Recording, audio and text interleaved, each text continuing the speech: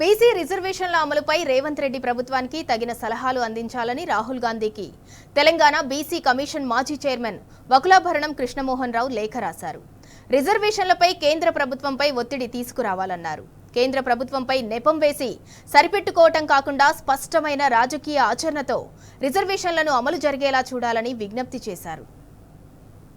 స్థానిక సంస్థల్లో రిజర్వేషన్లను అమలు చేసుకునేటటువంటి అధికారం రాష్ట్ర ప్రభుత్వానికి ఇచ్చింది. ఇందులో 50% దాటవచ్చునా లేదా అనేటువంటి వేరే అంశం.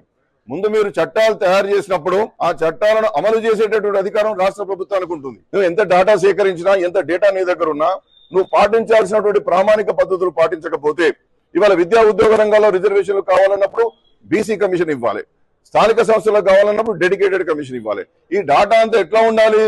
50% దాటడానికి కావలసినటువంటి విధంగా విశ్లేషణలు, అధ్యయనాలు వివిధ సంస్థలు, వివిధ కమిషన్లు చేయాల్సినటువంటి అవసరం ఉంటుంది. బీసీ కమిషన్ నుంచి మంచిగా దాన్ని సమగ్రంగా అధ్యయనం చేయించండి, డెడికేటెడ్ కమిషన్ ద్వారా సమగ్రంగా అధ్యయనం చేయించండి.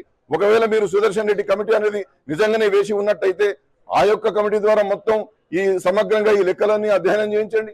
శాసనసభ ఆమోదించింది, శాసన మండలి ఆమోదించింది, మీరు కూడా ఆమోదించండి అని గవర్నర్ గారు పంపితే, గవర్నర్ గారు డేటా లేదు అనాలిసిస్ లేదు వారే ఆపితే, కాబట్టి ఇవన్నీ కూడా ప్రాథమికంగా చాలా ఇబ్బందులు ఉంటాయి. కాబట్టి ఈ విషయాలన్నీ కూడా మేము రాహుల్ గాంధీ గారికి రాసినటువంటి బహిరంగ లేఖలో రాసినాం. బీసీ మేధావులు కావచ్చు, సామాజికవేత్తలు కావచ్చు, ఎప్పటికప్పుడు ఈ కులగణన జరుగుతున్నప్పుడు ఏర్పడినటువంటి సమస్యలన్నింటినీ కూడా రాష్ట్ర ప్రభుత్వం దృష్టికి తీసుకుపోయే ప్రయత్నం చేశారు.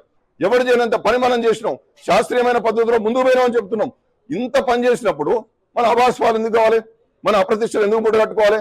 కాబట్టి దయతో శ్రీ రాహుల్ గాంధీ గారు ఆలోచించి న్యాయపరంగా తెలంగాణ రాష్ట్రంలో స్థానిక సంస్థలను, ఆ విధంగా విద్యా ఉద్యోగ రంగాలను ఏదైతే హామీ ఇచ్చారో, ఏదైతే ప్రక్రియ చేశారో, ఏదైతే ఒక శాస్త్రీయ పద్ధతిలో ముందుకు పోవారో దాన్ని నిలబెట్టుకునే విధంగా ప్రభుత్వం, తెలంగాణ ప్రభుత్వం ముందుకు వచ్చే విధంగా మీరు జోక్యం చేసుకోవాలి.